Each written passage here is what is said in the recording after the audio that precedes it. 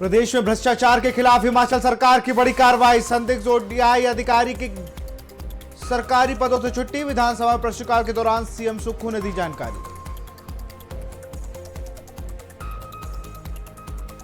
चंडीगढ़ की mobile phone की बाजार की दुकान में लगी भीषण आग। फोटो लैब जलकर खाक। कई दुकानों पर मंडराया संकट। आग बुझाने में जुटी दमकल की गाड़ियां।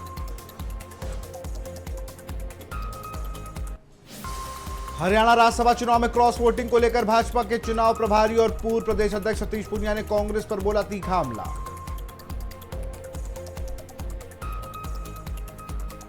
जेडीयू प्रवक्ता नीरज कुमार का नेता प्रतिपक्ष तेजस्वी यादव पर तीखा हमला। कहा हिम्मत हो तो फैसल को पार्टी से निकाले।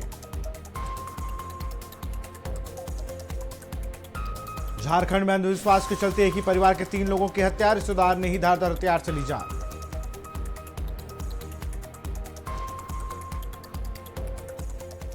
नमस्कार, स्वागत है आपका आज की खबर में। मैं हूं आपके साथ विशाल पंडित और आप मेरे साथ मेरे सोशल मीडिया प्लेटफॉर्म पे भी जुड़ सकते हैं। स्क्रीन पे मेरे सोशल मीडिया हैंडल्स आपको नजर आ रहे होंगे। अब रुक करते हैं खबरों का। चंडीगढ़ से खबर है, मोबाइल फोन बाजार में लगी आग। मोबाइल की दुकान में लगी आग। आग बुझाने के लिए दमकल की गाड़ियां मौजूद। सेक्टर 22 में मोबाइल फोन की बाजार में लगी आग। मोबाइल की दुकान में लगी आग। चंडीगढ़ से खबर, आग बुझाने के लिए दमकल मौजूद। सेक्टर 22 में मोबाइल फोन बाजार में लगी आग।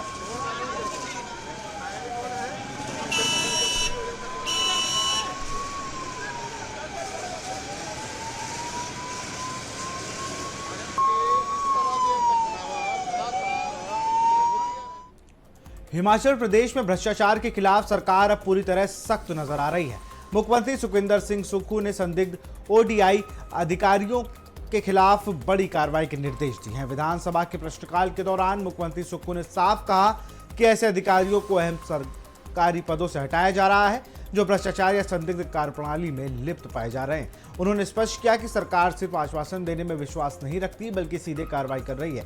सीएम ने कहा कि भ्रष्टाचार में संलिप्त किसी भी अधिकारी को बख्शा नहीं जाएगा और प्रशासनिक व्यवस्था को पारदर्शी बनाने के लिए सख्त कदम उठाए जाएं। सरकार को इस रुख से भ्रष्टाचार के खिलाफ बड़ी कार्रवाई के तौर पर भी देखा जा रहा है।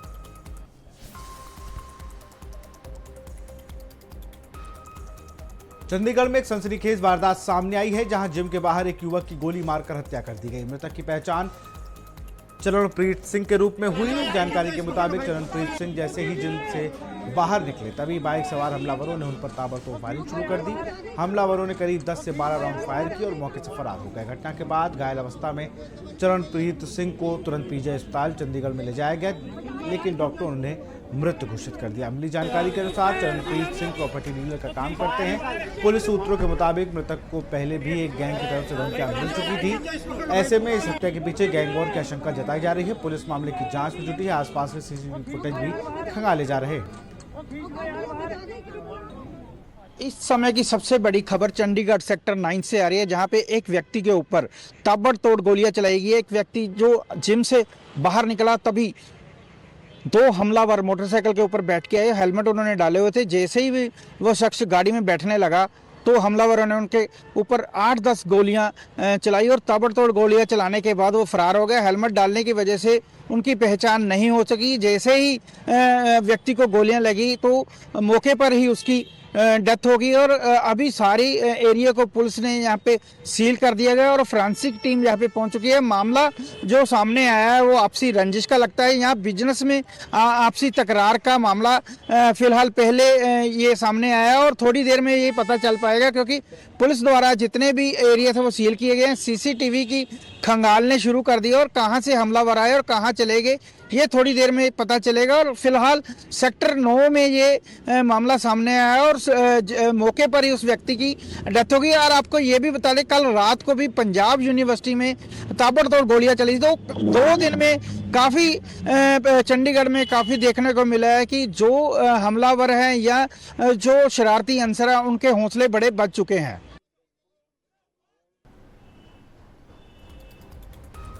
और सीधे आपको हिमाचल ले चलते हैं, जहां पर हिमाचल के मुख्यमंत्री सुखविंदर सिंह सुक्खू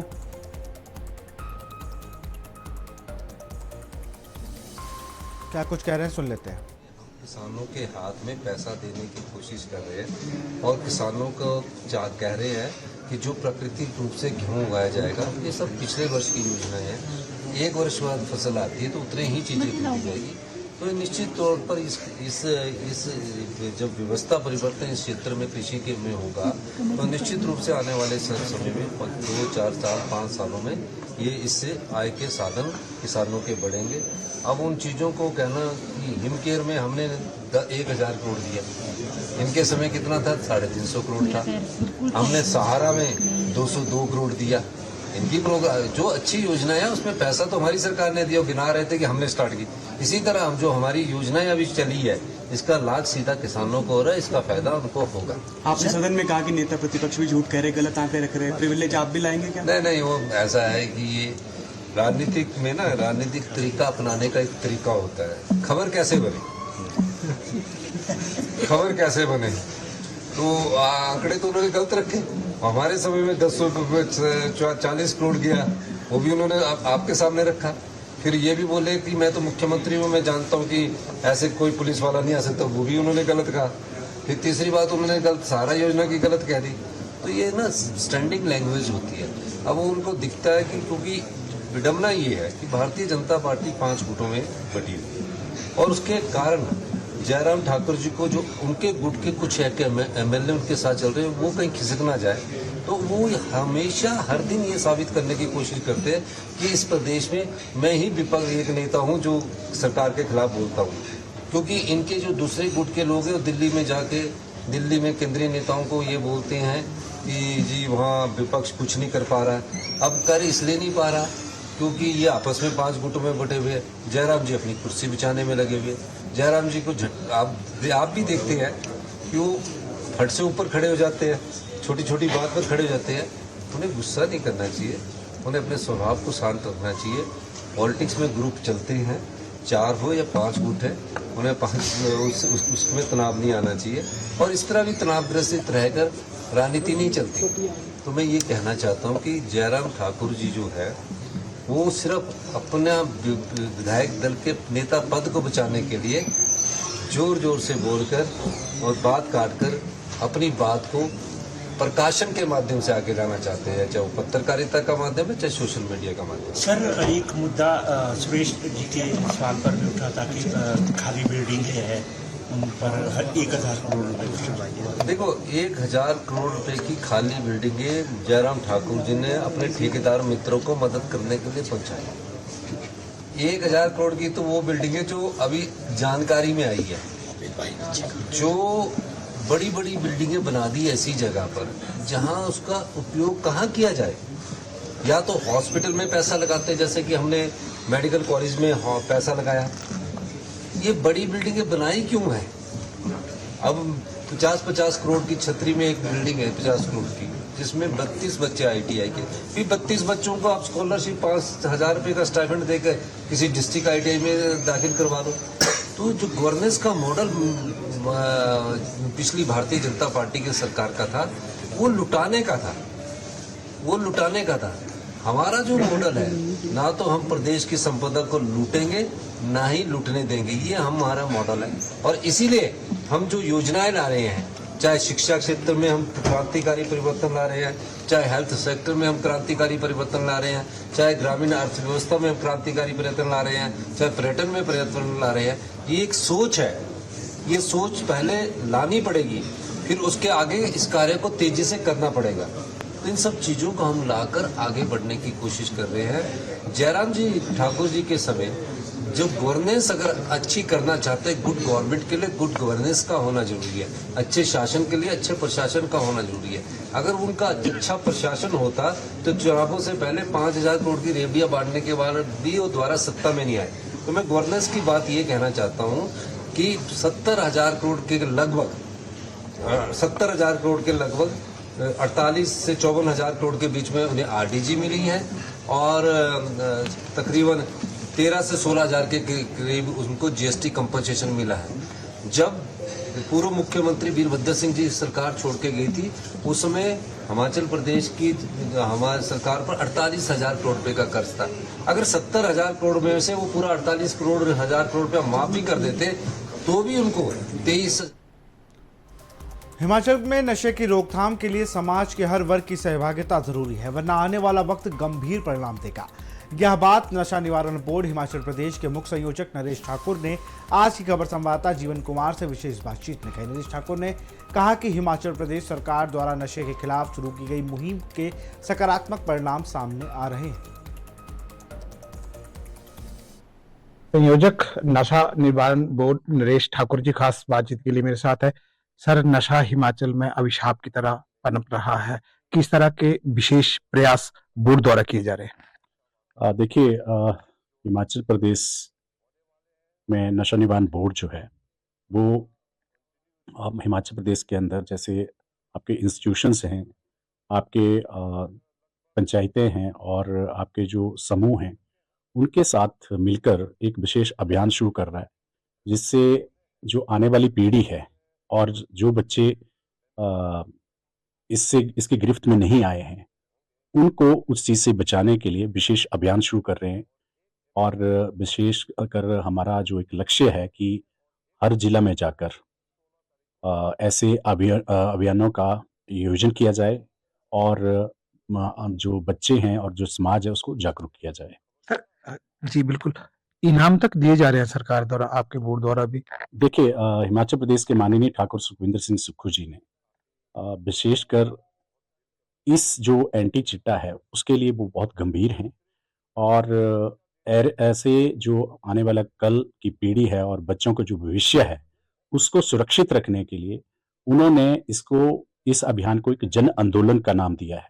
और शिमला में ऐसा कार्यक्रम आयोजन किया गया, एंटी चिट्टा वॉकथॉन की गई, उसके पश्चात धर्मशाला में की गई और फिर हमीरपुर जिला में हुई और इसका एक बहुत अच्छा रिस्पांस पूरे हिमाचल प्रदेश के अंदर गया।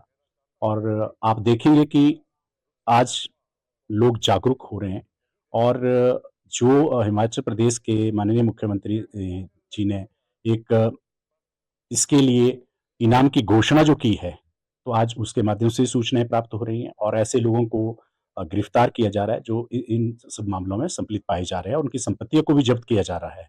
तो हिमाचल प्रदेश की जो सरकार है वो बहुत गंभीर है इस विषय को लेकर और जो हमारी हिमाचल प्रदेश की पुलिस है उसको भी कड़े दिशा निर्देश दिए हैं और पुलिस भी बहुत अच्छा कार्य कर रही है हिमाचल प्रदेश के अंदर, आए दिन ऐसे लोगों को गिरफ्तार कर रही है। और मेरा मानना है कि जो हमारी आम जनता है, आम लोग हैं, वो भी इस अभियान के साथ जुड़ें और तभी ये सारी चीज़ें संभव हो पाएंगी कि सभी मिलकर इस चीज़ को एक अहम और एक गंभीर समस्या समझकर एक दूसरे से सहयोग करें। सर, आपने कहा कि हम गंभीर हैं, बावजूद इसके जो नशा निवारण केंद्र हैं उनकी कमी खल रही है प्रदेश में। देखिए, हिमाचल प्रदेश सरकार ने अभी हाल ही में हमीरपुर जो राधा कृष्ण मेडिकल कॉलेज है, वहाँ एक नशा मुक्ति केंद्र का निर्माण करने जा रही है। इसी तरह से विशेषकर हर जिला के अंदर प्रदेश सरकार ऐसी एक सोच लेकर चल रही है कि ऐसे केंद्रों का निर्माण किया जाए और ऐसे जो बच्चे हैं जो एक गलत धारा पे चल चुके हैं और जो इस चिट्टे की गिरफ्त में हैं, उनको वहाँ से उभारने के लिए हमारे जो एक मेडिटेशंस कैंप होते हैं, आप हमारे जो उनको अगर मेडिकल की ज़रूरत है, तो ऐसी सारी सुविधाएँ देने की कोशिश की जा रही है, जिससे कि उन बच्चों का भविष्य जो सुरक्षित किया जा सके। सर, इसके तार कहाँ-कहाँ जुड़े हैं? ये बोर्ड से जानना चाहेंगे हम कि जो नशा है वो कहाँ से आता है प्रदेश में? देखिए, जो ऐसे लोग जो संपलित हैं इस मामलों में, उनकी गिरफ्तारियाँ हो रही हैं और ये बाहरी प्रदेशों से जो इसकी एक चेन बनी हुई है, उसको तोड़ने का प्रयास जारी है और कुछ जगह ऐसे लोगों को गिरफ्तार भी किया गया है। तो हमारी जो सीमाएँ हैं, जहाँ से ऐसे सप्लायर बैठे हुए हैं, जो ऐसा काम कर रहे हैं, उनको गिरफ्तार हिमाचल पुलिस कर भी रही है और मैं समझता हूँ कि आज आप देखेंगे कि इससे पहले इतनी ज़्यादा गिरफ्तारियाँ कभी नहीं हुई। जब से माननीय मुख्यमंत्री जी ने अभियान छेड़ा, तो लोग जागरूक हुए और ऐसे जो लोग थे, उनको गिरफ्तार किया जा रहा है और उनके खिलाफ जो कार्रवाई की जा रही है। नहीं सर, एक आखिरी प्रश्न कि सरकारी एम्प्लॉइज़ खासकर पुलिस वाले जो आपने कहा कि वो केयर करेंगे इस चीज़ की, लेकिन वो ही शामिल पाए जा रहे हैं। तो ऐसे लोगों पर किस तरह की कार्रवाई?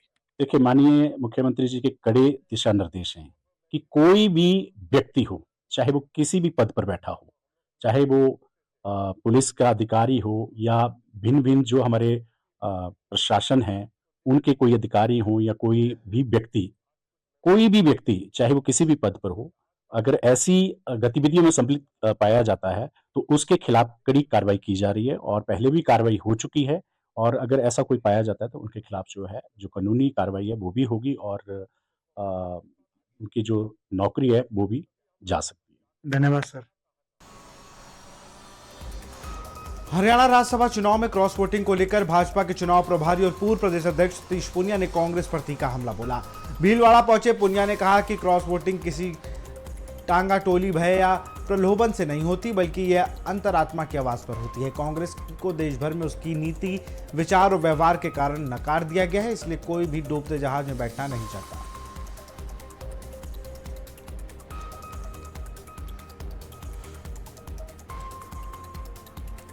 फरीदाबाद से बड़ी खबर है, जहां आपदा को अवसर बनाकर गैस की कालाबाजारी करने वालों के खिलाफ प्रशासन ने कड़ा एक्शन शुरू कर दिया है। सोशल मीडिया पर एक एलपीजी सिलेंडर से दूसरे सिलेंडर में गैस कटिंग का वीडियो वायरल होने के बाद खाद्य एवं आपूर्ति विभाग अलर्ट मोड पर आ गया है। जिला खाद्य आपूर्ति अधिकारी कविता सिंह परिहार ने जानकारी देते हुए बताया कि इस मामले में अब तक 7 लोगों के खिलाफ एफआईआर दर्ज की जा चुकी है और 26 सिलेंडर भी जब्त किए गए। उन्होंने साफ चेतावनी दी है कि गैस कालाबाजारी, जमाखोरी या कटिंग करते पाए जाने पर न सिर्फ एफआईआर दर्ज होगी, बल्कि जुर्माने के साथ 7 साल तक की सजा भी हो सकती है। सबसे पहले तो मैं ये क्लैरिफाई करना चाहूँगी, जो वीडियो वायरल हो रही हैं जिसमें दिखाया गया है कि गैस को एक सिलेंडर से दूसरे में भरा जा रहा है, वो सिक्का गैस एजेंसी के चालक और उसके जो वेंडर हैं, not the owner of the agency but चालक और ड्राइवर, उन्होंने मिलकर ये काम किया है, जिसमें कि without the information of the owner. तो इसमें उन दोनों ड्राइवर और चालकों के अगेंस्ट, जो वेंडर्स हैं उनके अगेंस्ट कंप्लेन कर दी गई है, एफआईआर हो गई है दोनों केसेस में। अन्य जो वीडियो है उन पे क्या कार्रवाई की जाएगी, क्या उनकी जांच की जा रही है? हाँ जी, उनकी बिल्कुल जांच की जा रही है। हमारी टीम जहाँ से भी हमारे पास चाहे वो पत्रकार हो, चाहे डीसी ऑफिस हो, कहीं से भी हमारे पास कोई भी वीडियो आती है, कोई भी लिंक आता है, तुरंत के तुरंत हम वहाँ पे अपने फील्ड इंस्पेक्टर्स को भेज देते हैं उसकी कार्रवाई के लिए। मैं लोगों काफ़ी पैनिक है कि गैस नहीं मिल रही, ईरान हमले के बाद लोग काफ़ी पैनिक ले रहे हैं, क्या कहेंगे? इसमें मैं ये कहना चाहूँगी कि सबसे पहले हमारे फरीदाबाद में टोटल 45 एजेंसीज़ हैं, जिसमें कि पीछे से जो पर डे की सप्लाई हो रही है वो हमारी 50,000 की एजेंसीज के पास अभी 50,000 सिलेंडर का डोमेस्टिक सिलेंडर का स्टॉक है। घरों में जो पर डे डिलीवरी वो 28,000 की है आज की डेट में, ये पिछले सप्ताह 18,000 थी। तो अगर देखा जाए 18,000 से 28,000, 10,000 हमारी यहाँ पे बढ़ी है। तो मैं लोगों से यही अपील करना चाहूँगी कि बिल्कुल भी पैनिक होने की आवश्यकता नहीं है। कहीं पे भी जो पीछे सप्लाई हुई है वो कट नहीं हुई है, बल्कि बढ़ी ही है।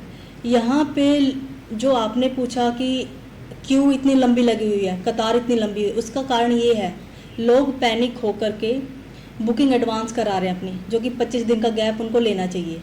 जब उनको पता है ऑनलाइन सिस्टम में उनका सर्वर 25 दिन के पहले बुकिंग नहीं उठाता, तो वो उसको क्लैरिफाई करने के लिए एजेंसी पे पहुंच जाते हैं। एक तो वो भीड़ है वहाँ पे।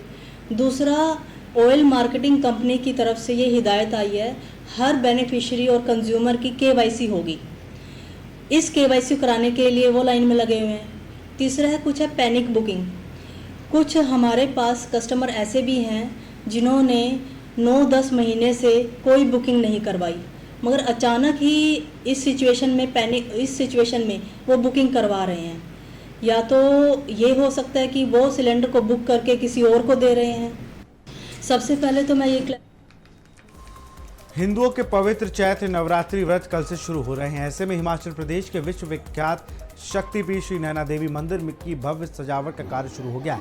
दिल्ली से आए लगभग 40 कारीगर लगातार माताजी के दरबार को रंग बिरंगे फूलों और लड़ियों से सजाने का काम कर रहे हैं। मंदिर की सजावट का यह कार्य पंजाब खन्ना की समाज सेवी संस्था द्वारा किया जा रहा है। इस बार माता के दरबार में कोलकाता के अलावा विदेशी फूलों से भी मंदिर की सजावट का कार्य किया जा रहा है।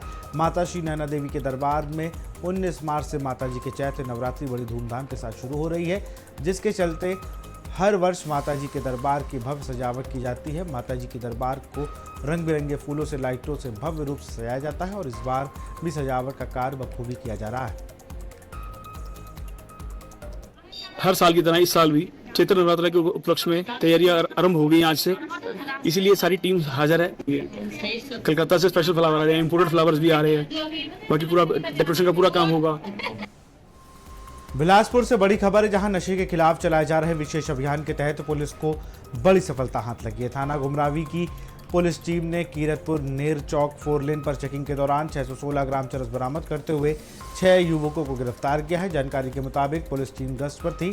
इस दौरान एक काले रंग की स्विफ्ट कार और सफेद रंग की अल्टो कार को जांच के लिए रोका गया।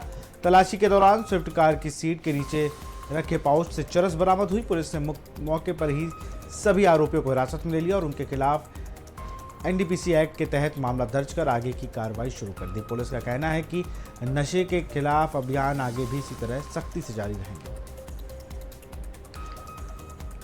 आपको बता दें, पुलिस लगातार नशे के खिलाफ जो अभियान चला रही है उसी के तहत कीरतपुर नेर चौक 4 लेन पर चेकिंग के दौरान 616 ग्राम चरस बरामद करते हुए 6 युवकों को गिरफ्तार किया गया। बता दें कि पुलिस टीम गश्त पर थी।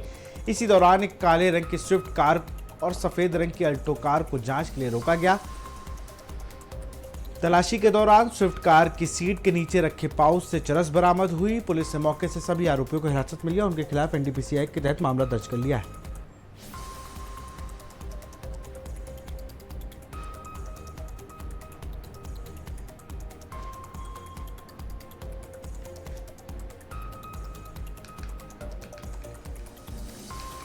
चंडीगढ़ के राज्यपाल एक गोल्फ प्रतियोगिता के समापन पर शहर के लोगों और अपनी टीम का आभार जताया। उन्होंने कहा कि इस तरह के आयोजन देश भर के अधिकारियों को एक मंच पर आने का अवसर मिलता है और खेल के माध्यम से एकता मजबूत होती है। कटारिया ने विश्वास जताया कि भारत खेल प्रणाली के दम पर दुनिया में सर्वश्रेष्ठ बन सकता है। उन्होंने यह भी बताया कि इस बार प्रतियोगिता में चंडीगढ़ ने जीत हासिल की, जबकि पिछली बार गुजरात विजेता रहा था।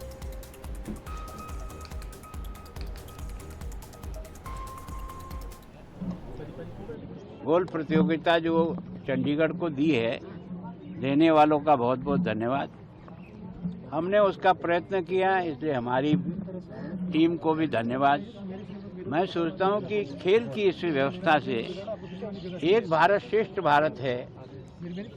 देश के लगभग सभी राज्य और केंद्र शासित प्रदेशों के अधिकारी आज इसमें खेलने के लिए आए। ये उनका हर साल का होता है। अब की बार, पिछली बार गुजरात को मिला, इस बार हमको मिला है। तो हम इस गोल्फ के द्वारा देश के सारे जो अधिकारी हैं उनको हम क्या कर रहे हैं चंडीगढ़ में और पंजाब में, क्या यहाँ की हमारी विशेषताएं हैं।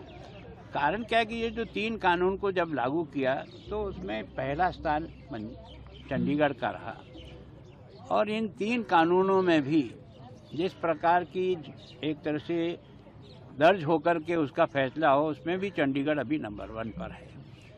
चंडीगढ़ का जो रीचिंग टाइम है वो भी देश में सबसे कम है, 5 मिनट से भी कम आया है। तो मैं सोचता हूँ कुछ प्रयोग हम कर रहे हैं, कुछ वो लोग कर रहे होंगे। उन दोनों के बीच में समझना और समन्वय करने के लिए एक तारीख शरीर स्वस्थ रहे, दूसरी तरफ मन शुद्ध रहे और तीसरा ये है कि फील्ड में हमको जो जनता को अपनी सेवाएं देना है वो हम अच्छी से अच्छी दे पाएँ। इस दृष्टि से इस प्रतियोगिता का बहुत लाभ है। गवर्नर साहब, आपने फिटनेस को लेकर बात की कि ऐसे अफसरों को निकाल दो जो फिट नहीं है। देखो, मेरी ऐसी मान्यता है कि पुलिस अगर कोई क्राइम कर देती है तो बहुत दुख होता है। जिनको क्राइम पर कंट्रोल करना है वो स्वयं क्राइम के अगर भागीदार बन जाएं तो इसका मतलब है कहीं न कहीं हमारे दिल और दिमाग में इस सर्विस की जो महत्ता है उसमें कहीं कमी है। इस पठानकोट में एक बेहद शर्मनाक और दिल दहला देने वाला गौवंश पर क्रूरता की घटना का मामला सामने आया, जिसका वीडियो सोशल मीडिया पर तेजी से वायरल हो रहा है, जिसमें देखा जा सकता है कि एक व्यक्ति बछड़े को ट्रैक्टर के पीछे बांधकर घसीटता हुआ नजर आ रहा है। वीडियो सामने आने के बाद हिंदू संगठनों में भारी रोष व्याप्त है। पुलिस से सख्त कार्रवाई की मांग की जा रही। फिलहाल पुलिस ने मामला दर्ज कर लिया है। कल हमें एक ऐसा वीडियो वायरल मिला कि जिसमें क्रूरता की तो हद पार हो गई। वो सनातन धर्म की तो धज्जियां उसमें उड़ा जा रही थी सुबह उठ के हम भगवान शिव के दर्शन करते हैं, उसमें जल अर्पित करते हैं और नंदी महाराज की पूजा करते हैं।